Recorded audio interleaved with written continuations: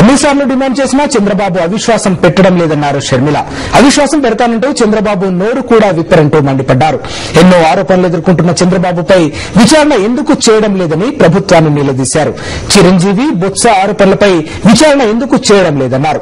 అవసరమనుకుంటే మంత్రులను జైల్లో పెడతారు, లేకపోతే కాపాడతారంటూ ధర్మాన వ్యవహారాన్ని ప్రస్తావించారు. పాలమూరు జిల్లా గద్వాల నియోజకవర్గం ధరూర్లో జరిగిన బహిరంగ సభలో షర్మిల, కాంగ్రెస్, టీడీపీ కుమ్మక్కు రాజకీయాలపై నిప్పులు కురిపించారు.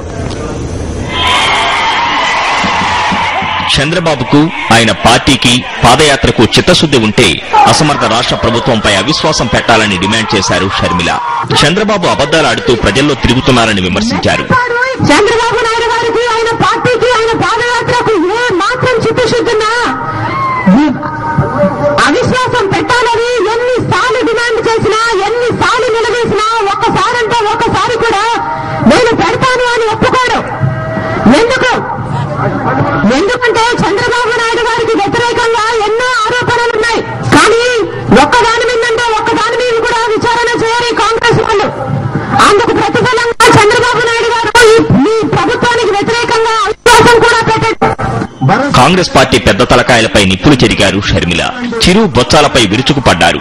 ధర్మాన వ్యవహారంపై మాట్లాడుతూ సీఎంకు నచ్చితే ఒక న్యాయం, సీఎంకు నచ్చకపోతే మరొక న్యాయమా అని ప్రశ్నించారు. చిరంజీవి గారు తన పార్టీని హోల్సేల్ గా కాంగ్రెస్ పార్టీకి అమ్మేసుకుని 80 కోట్లకు పైగా వారి సొంత వాళ్ళ ఇంట్లో దొరికితే దాని మీద విచారణ చేయడట. ఇక బొత్స గారు రాష్ట్రమంతా మద్యం మాఫియా చేస్తూ బెనామీ పేర్లతో రాష్ట్రమంతా ఆయన బిజినెస్ లో ఉన్నాయని ఎన్ని ఆధారాలున్నా ఏసీబీ కూడా బొత్స గారికి ఈయన నిర్దోషి, ఈయనకేం వ్యాపారాలు లేవు అని తీర్పించింది.